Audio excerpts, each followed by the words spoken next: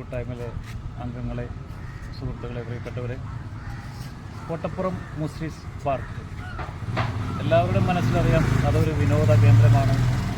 സന്തോഷിക്കാനും സമയം കണ്ടെത്താനും ഉള്ള ഒരു സ്ഥലമാണ്.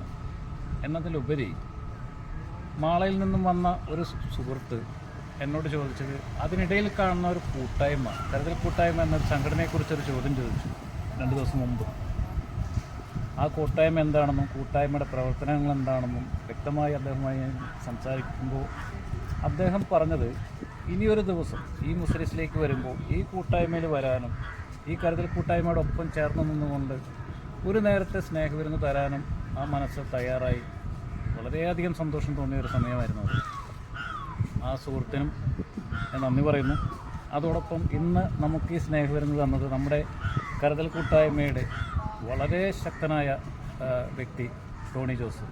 അദ്ദേഹത്തിൻ്റെ ഓരോ മാസവും അദ്ദേഹത്തിലൂടെ വരുന്ന സ്പോൺസർഷിപ്പ് വർദ്ധിച്ചുകൊണ്ടിരിക്കുകയാണ്.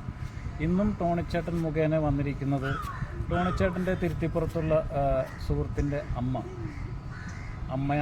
ഇവിടെ പറഞ്ഞിട്ട് ഒരു വർഷമായി.